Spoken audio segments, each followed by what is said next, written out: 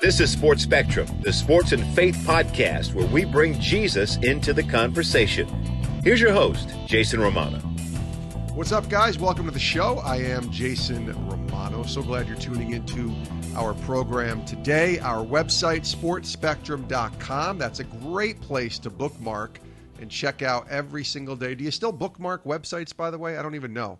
But if you do, make sure you go to sportspectrum.com every day. We have a daily devotional. We have stories, all sorts of stories on the intersection of sports and faith. We're talking about content that goes back to 1985 and all the way to here in 2020. And then every podcast is there as well at our website, sportspectrum.com. My email address is jason@sportspectrum.com. So if you have a guest idea or you have some thoughts on a show topic or maybe a story that we should be running or covering, you can email me directly, jason@sportspectrum.com. And today's show is presented by Compassion International, releasing children from poverty in Jesus' name. And right now with the COVID-19 pandemic, it's disrupted so many around the world. And as a result, there are nearly 70,000 children in the Compassion program who are currently unfunded. So here's what Compassion has done. They've joined with professional athletes with this initiative called Fill the Stadium to stand in the gap by providing food, medical care, and support for those 70,000 children. That's a stadium's worth of children. An average NFL stadium is 70,000 people, and we're talking about 70,000 children.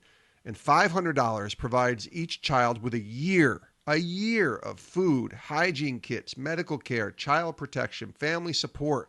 $500. And I heard somebody say, I thought this was a great idea. Imagine if you're a part of a little league team or part of a school program, and you got 20 kids or 20 people that each provided $20 or $30, or maybe they do it as a fundraiser to raise $500 to take care of one child who has been disrupted because of COVID-19 with Compassion. It's a pretty cool initiative. It's called Fill the Stadium, and you can learn more right now by going to fillthestadium.com with Compassion International, releasing children from poverty. fillthestadium.com.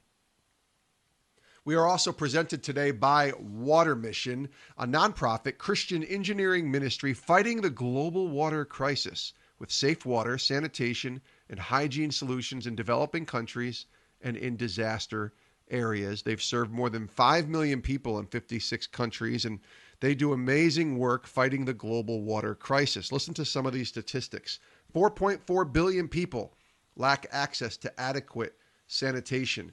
2.1 billion people lack access to safe water. That's billion with a B. One person dies every 37 seconds from water-related illnesses.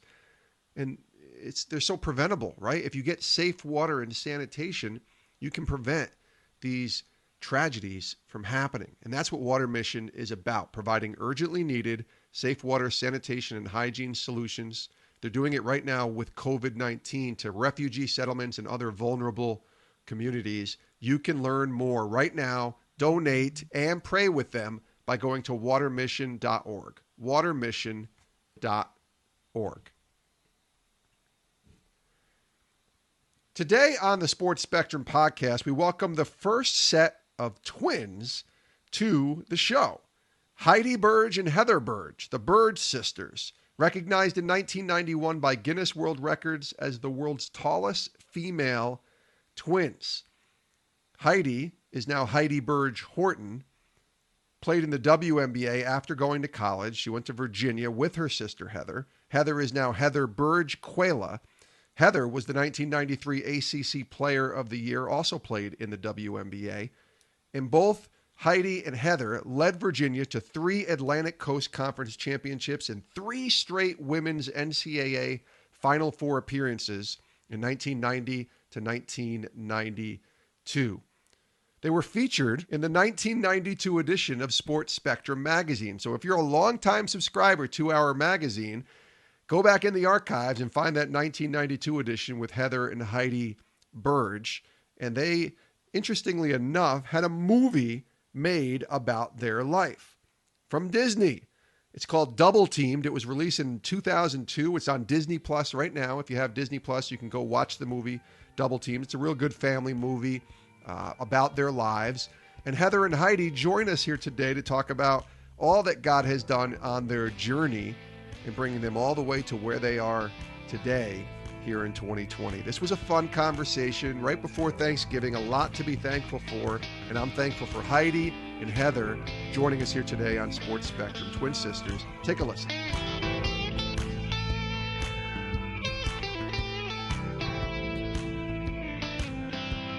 Heidi and Heather, welcome to the show. How you guys doing? Very well. Thank you. Doing great. Thank you Awesome. for having us, Jason.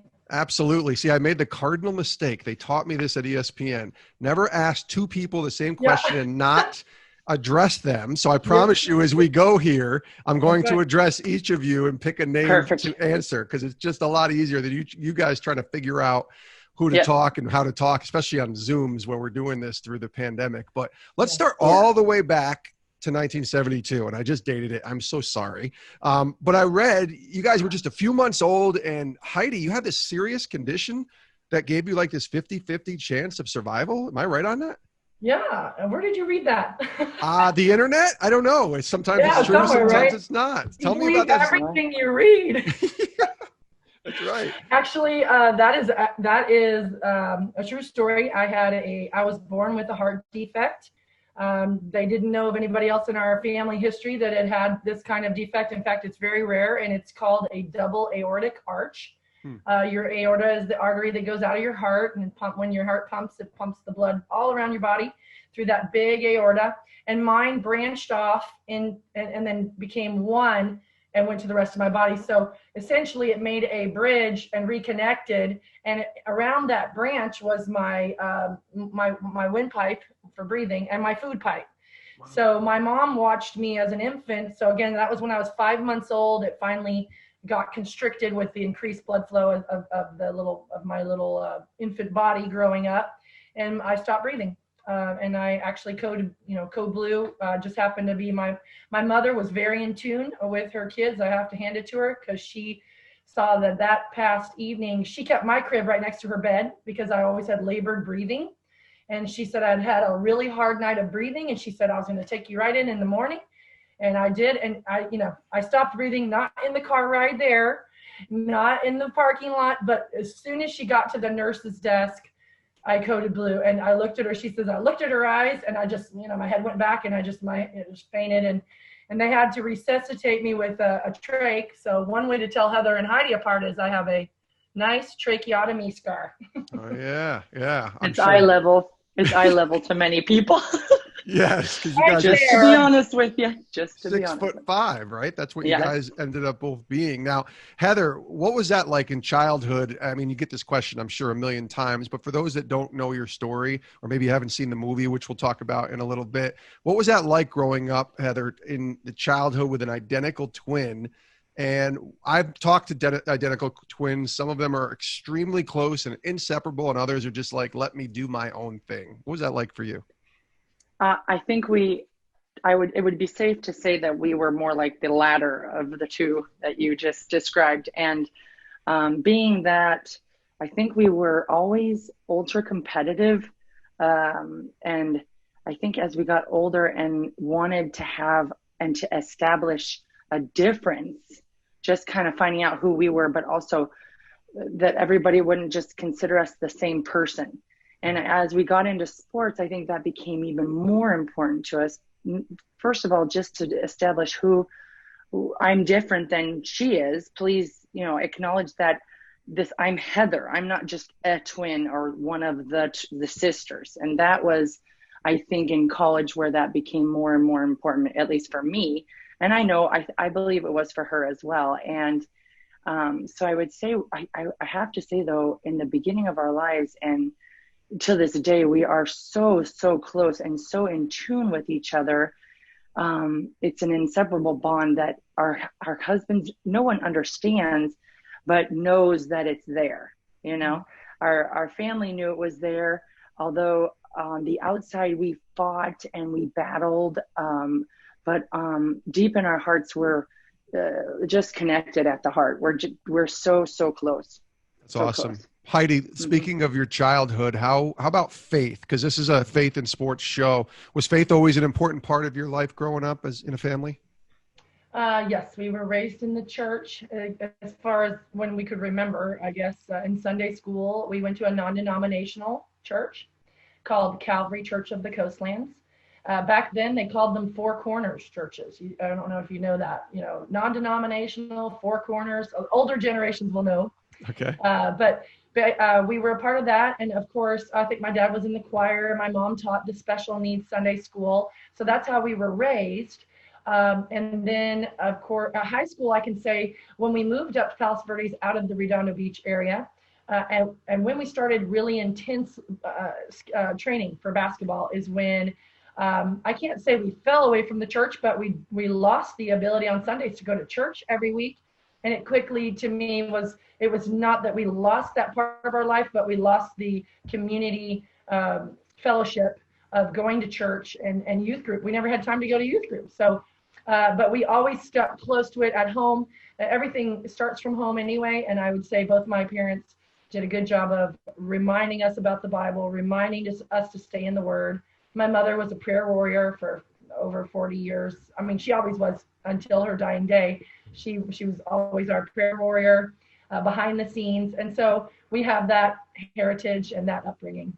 How about you, Heather, in terms of just some memories and growing up, and maybe even talk a little bit about that pull from the basketball world? Because I know what that's like, watching elite athletes who go on to the highest level in college or even in pro, and that's their life in a lot of ways. And there's just no time because you guys are doing practices and AAU tournaments and real games and whatever it is.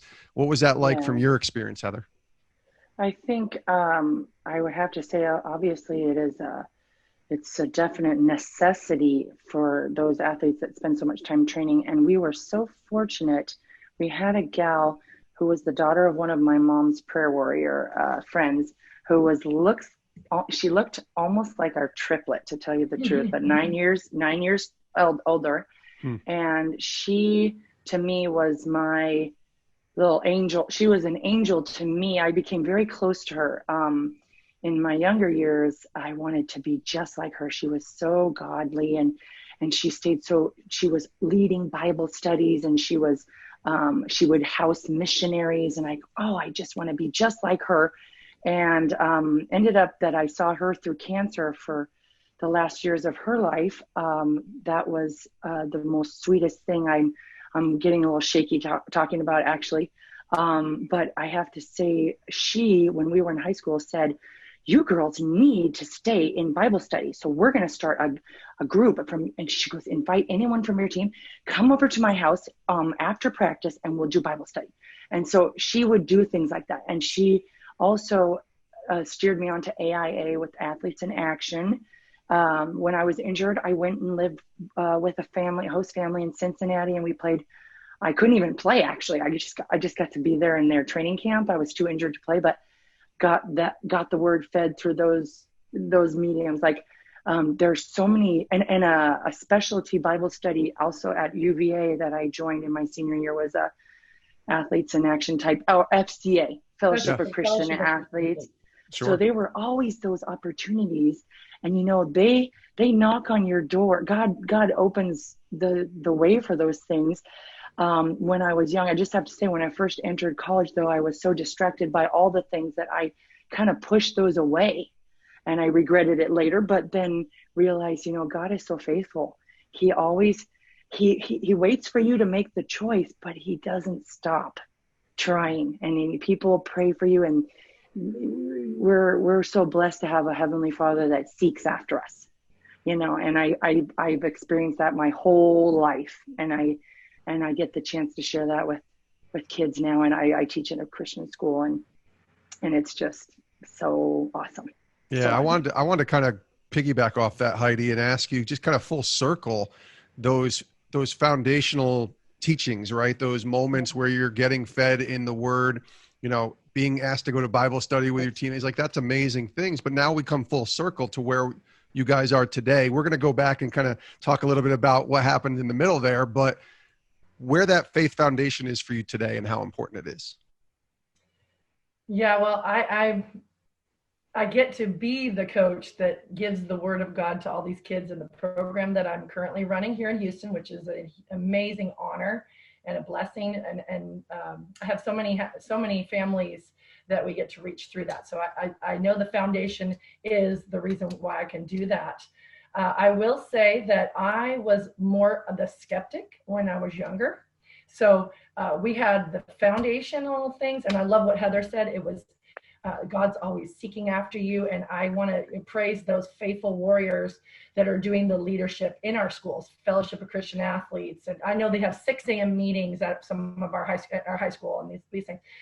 So we have to praise and honor the missionaries that met us overseas when we were over there and brought small discipleship groups to us and things like that. But I was not, as soon as I left home and went to University of Virginia, I knew I was relying on God's word. We went to Sunday church as much as we could and prayer, but I started questioning more. And being overseas, I will say that was my biggest questioning phase, because I wanted to read about every religion I could possibly read about, because just actually what the Bible says is, test your faith, ask questions, make sure, for what you believe.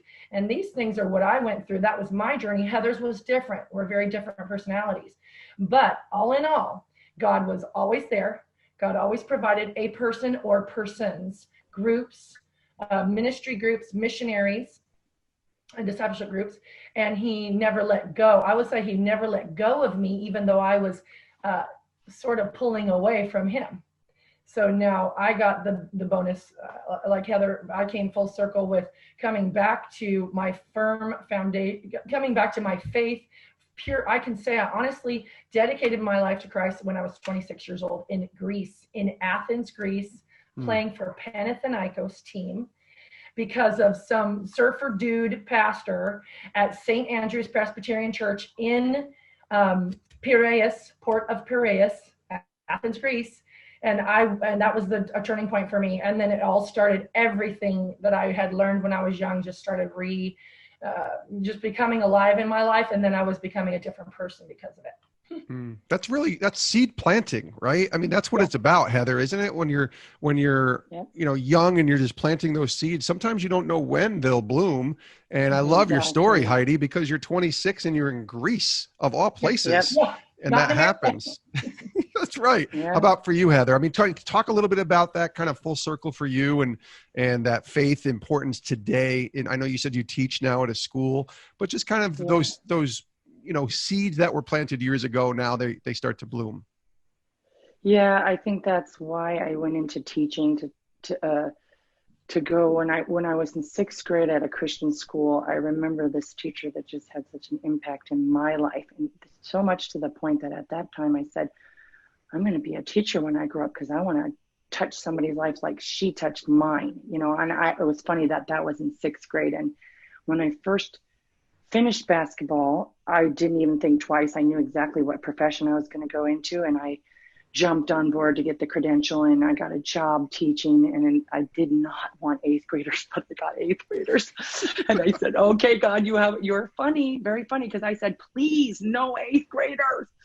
Anyways, but I ended up learning. I ended up getting to start a Christian club. I didn't start it, was student led, but I got to host one in my public school that I was teaching. And then God led me to stay at home with these wonderful 3 boys that were growing here in Southern California.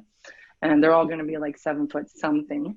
Mm-hmm. And so I was home 11 years with them. And then it was really clear to me that God was calling us to get them in Christian school.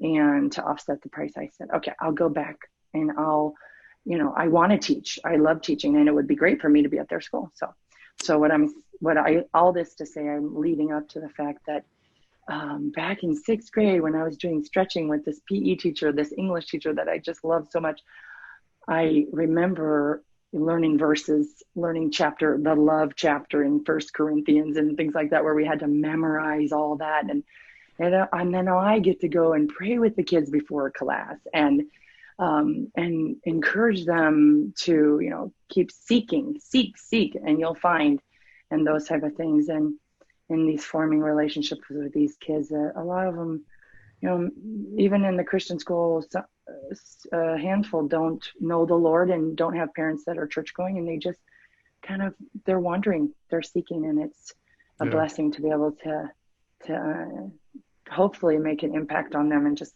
love them with Christ's love.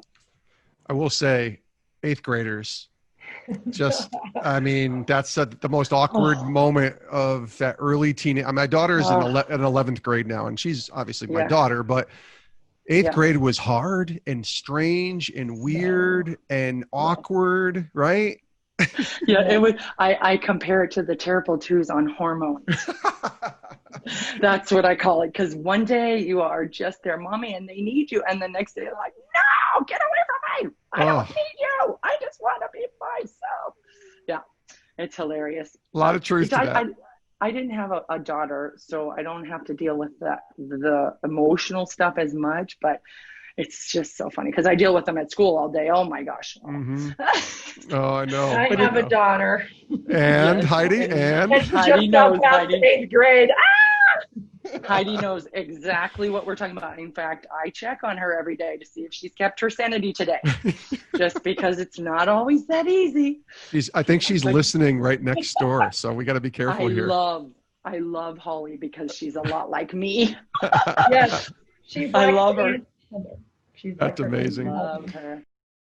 Today on Sports Spectrum, we are presented by Compassion International, the most trusted child development ministry in the world. And this past spring, most of the events that Compassion International relies on to help sponsor children in crisis were canceled due to the pandemic, leaving 70,000 kids in desperate need of help. So Compassion International is partnering with professional athletes to help kids in poverty all around the world, meeting basic needs like food, clean water, and education, so they can not only survive, but reach their full potential. And right now, because of COVID, children around the world are living in poverty, and the issue of food has gone from being hungry to starvation. The pandemic has magnified their needs, and they are in crisis. We talked about 70,000 kids in desperate need. Well, that also happens to be the average size of many pro football stadiums that were once filled and now sit mostly empty. And each of the 70,000 empty seats, think about this, represents a child in crisis who needs your help, who needs our help to step up and fill the stadium. So that's what we're doing. We're working with Compassion to fill the stadium to help children in crisis. You can join right now by going to fillthestadium.com. That's the new website, fillthestadium.com. You can click right there. You can give, and it's actually a great way to partner. Maybe you have a team of people, whether it's a high school team or an organization, all can contribute a little, and then you can make one giant donation to release a child from poverty. That is a stadium that cannot remain empty. We want to have you partner with us and join with Compassion right now to fill the stadium to help children in crisis. Again, the website, fillthestadium.com. We're also presented today by Water Mission, and we talk about COVID-19. Water Mission is working to stop the global spread of COVID-19 right now by providing urgently needed safe water, sanitation, and hygiene solutions to refugee settlements and other vulnerable communities. Listen to a couple of these numbers that were the statistics released right before COVID. 2.1 billion people are lacking access to safe water around the world. That's in the billions. Lacking access to safe water, things that you and I take for granted.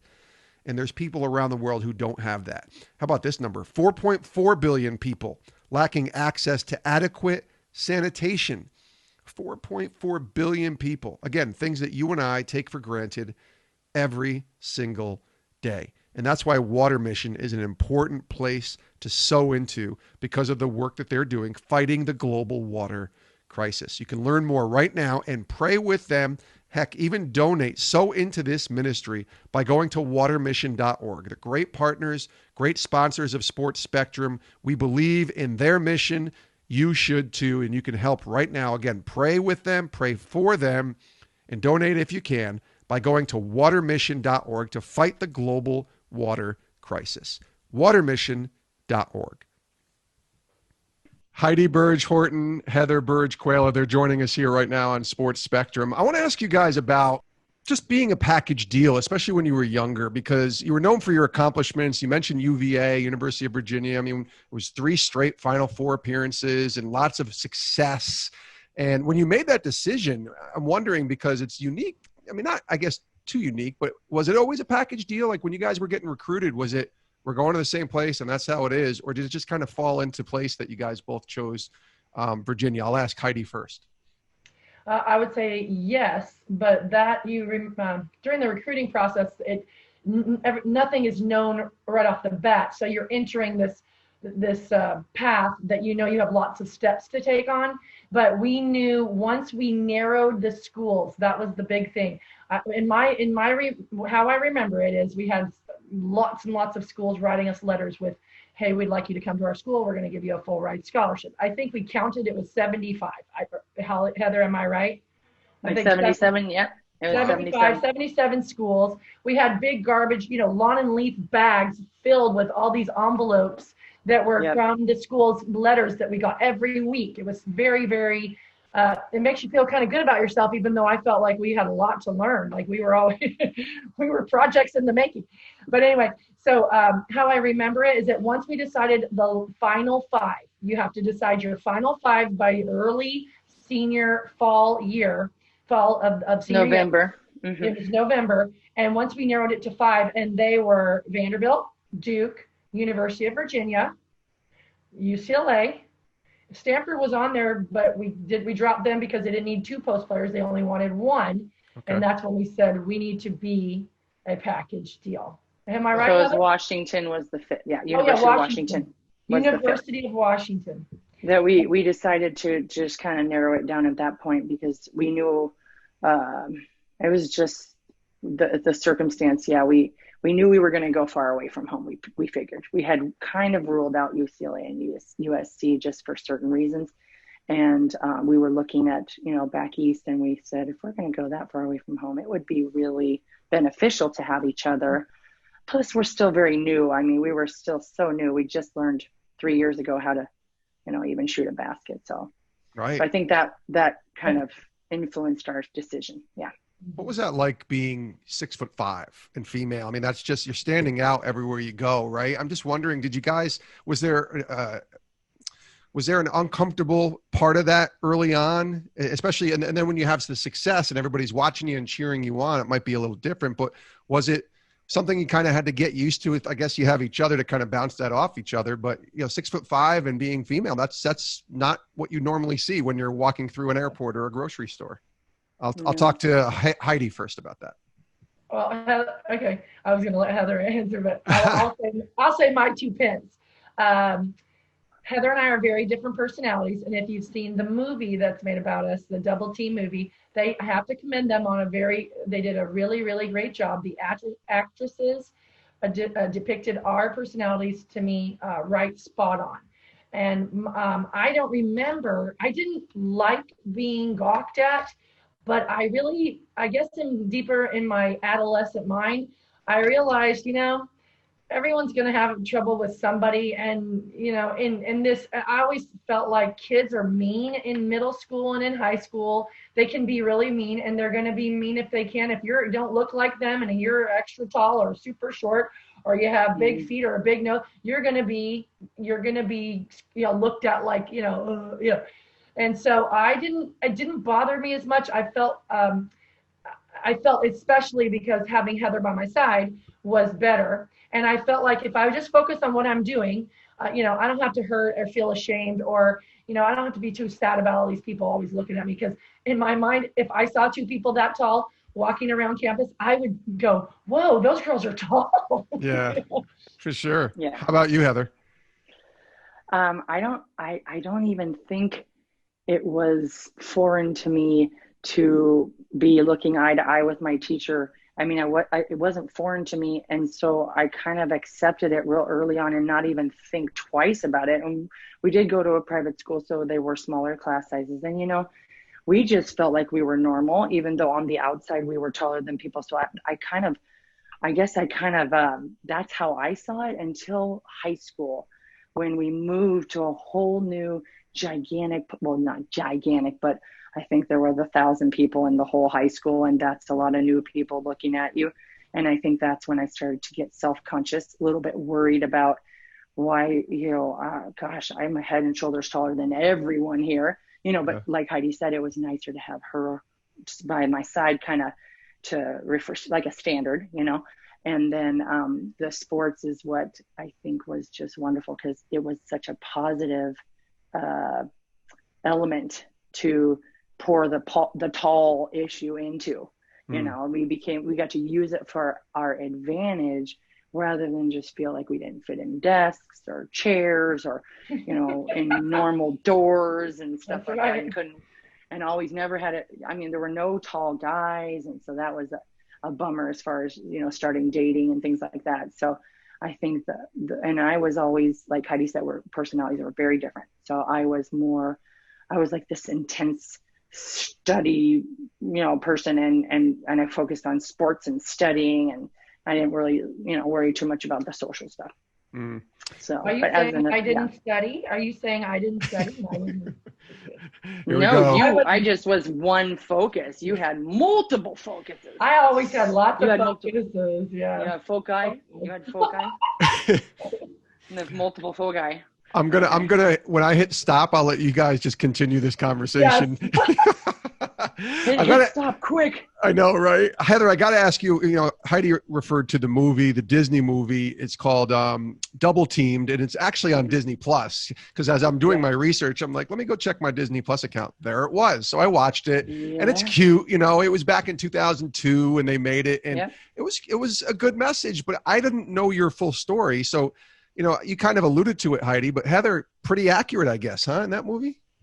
I think I really I admire those actresses for the way they portrayed our characters. Mm-hmm. The details, it's minutia. The details, there were some things they added and they made it a little more artistic that way. But as far as like the one that played me, I was still finishing up my career there in France when she was filming. And she would email me to say, is this accurate? Would you really do this? And I was so thankful for that. She was very professional and did such a good job. I was one track. I'm going to be an Olympian. I'm going to be this. I'm going to get that goal. I'm going to get that goal. And so that was portrayed very well, I can say. That's awesome. Heidi's a flamboyant personality, more of like she liked people looking at her. She liked to be the center.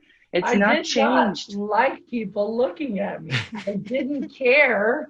Like you did. I didn't care what they thought. I don't read my own press either, because I always destroys you as an athlete. Those kind of things. I'm not trying to say it negatively, Heidi. Don't take it wrong. Okay, if I said it wrong. Okay. I'm playing around with it, but I felt like they did a great job. The girls. Good. Poppy Monroe played Heather. Annie McClellan played me, and they really did a great job. Do your kids watch this movie? I mean, I got to imagine if a movie was ever made about my life, my daughter might watch it once and then she'd probably be like, Dad, I don't want to see it. I don't want to know about it. Do your kids watch it? Heidi, are your kids perusing through Disney Plus and there it is? Oh, we got to watch this because there's Mom in it. And Heather. That one token time, maybe maybe twice if their friends turn it on. But what's funny is for my daughter's 13th birthday, we hosted a big backyard sleepover camping night here. And they asked to watch one movie. And do you know what movie that was? Double Teamed. Oh, boy. But, of course, Holly's like, no way. I don't want to watch that movie. Exactly. But right. It all works out. But Heather, your boys, do they watch it or have they watched it? Yeah, my 8-year-old was very curious. And my 8 and 11-year-old, the oldest one, he's not really into it. He's more of he's like, whatever, that's Mom, whatever. But the younger ones, they're funny. They'll put in little camp. They'll like make a little tent and a fort and then watch it underneath the. That's awesome.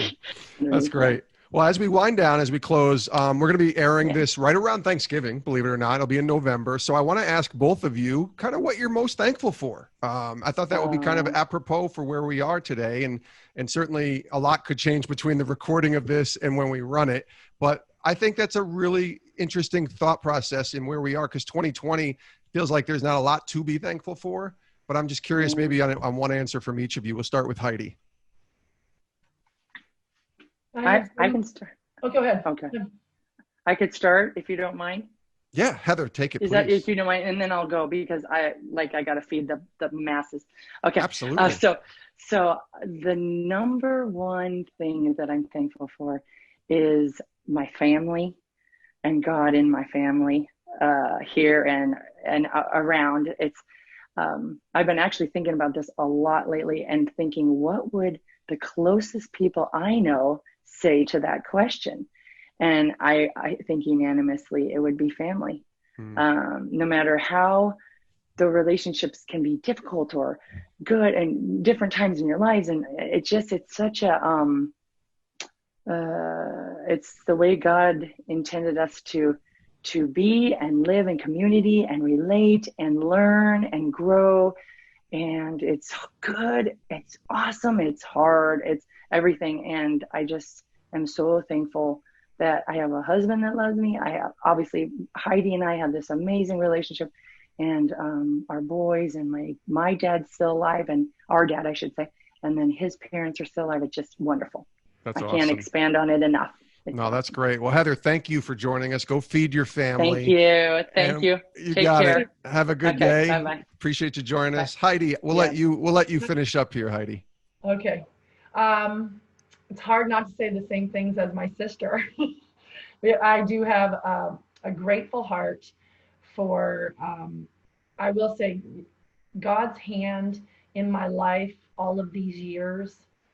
Something Heather and I, we talked this morning on the phone and had a prayer about this conversation today with you before it would happen, and how God would want us to respond to things. But I remarked to Heather that I feel that no matter where I've been in the whole world, which has been, I've been all around the world thanks to this decision to play basketball. Of course, if you've seen that movie, you know that I was the one that chose not to play basketball.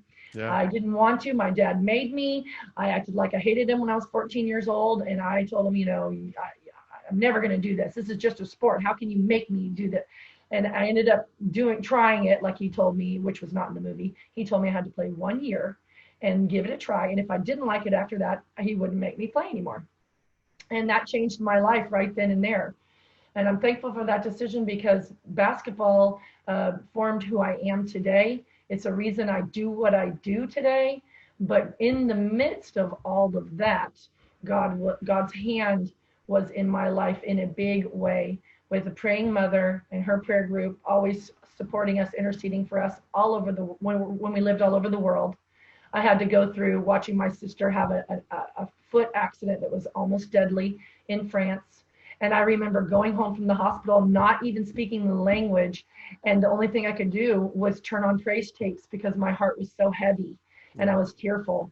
And then you fast forward to now I'm getting married and I live in Houston and I don't live near family, but God's still with me every day of my life. And when I have the heaviest moments raising my kids, or a challenging day at work, or a car accident, it doesn't matter. No matter what I'm going through, God is there in a very tangible way because I believe he is with me and his promises are there and he's never left me or forsaken me. And I can say that for my twin sister because we're so close. That's really great. What I'm thankful for. Yeah, that's awesome. She is Heidi Burge Horton. I should give a special shout out to Pastor Icky Soma, who has been on this podcast and is a good friend and met you, Heidi, and introduced us and really helped coordinate this interview, which I'm really thankful that we were able to have this conversation. And thank Heather again. I know she had to go feed the family. She's on the West Coast and you're in the Central Time Zone. I'm in the East Coast. So we were trying to make that all work out and I'm glad we did. So thanks so much for joining us. All the best to you and happy Thanksgiving. Thank you so much. To you too. And many thanks to Heidi and Heather, the Burge twin sisters, Heidi Burge Horton, Heather Burge Quella, for joining us here today on Sports Spectrum. Lots to be thankful for here as we get ready for Thanksgiving. They got a great story and so cool to have them joining us here today on Sports Spectrum. Imagine having a movie from Disney done on your life. I mean, that's just pretty cool right there. That's bragging rights for the rest of your life. And it was interesting to hear them talk about how their kids are, a little impressed with that, but not really impressed when it's, teen kids. I think when they get older and they're in their 20s, they'll have a greater appreciation for their moms being featured in a Disney movie. So it was pretty cool to hear their story, and thankful for them, not only for their faith in God, but just for their devotion to family and spending time with us here today on Sports Spectrum. So appreciate them both. Thanks to you as well for listening. Of course, our sponsors, we're grateful to them as well. Water Mission, learning more. Water Mission, fighting the global water crisis. You can learn more about the great work. When I say great work, it's great work that Water Mission is doing. You can pray with them and go to watermission.org to learn more and donate. Watermission.org, fighting the global water crisis. And then Compassion International. They are the most trusted child development ministry in the world, and they do great work releasing children from poverty. And right now, their Fill the Stadium initiative with pro athletes is one that you and I can both become a part of right now to save these children who are unfunded right now. Food, hygiene, medical care, child protection, things that every single person takes for granted. These children are lacking that right now because of COVID, and you can donate and help become a part of this program by going to fillthestadium.com. Fillthestadium.com. We also want to direct you to our website. We talk about that a lot. SportsSpectrum.com is a great place to bookmark and check out every single day with all of our content here at Sports Spectrum. And then our podcast, make sure you're subscribing to Sports Spectrum's podcast. If this is the first time that you ever heard our show, thanks for tuning in. We really do appreciate you checking us out. We've been doing this now for 3+ years. It is a blessing. It is an honor for me to help be a part of this amazing show, to bring these stories of sports and faith to you. So click that subscribe button, and then if you get a chance, if you're on Apple Podcasts, leave a review. It really helps get the word out. It takes 10 seconds leaving a review on Apple Podcasts with Sports Spectrum and letting people know that you heard our stories, our show, the intersection of sports and faith, where sports and faith collide. I love that saying. Thanks for tuning in today. We'll see you next time right here on Sports Spectrum. Again, I am Jason, and I love you guys. Happy Thanksgiving, and have a great rest of your day.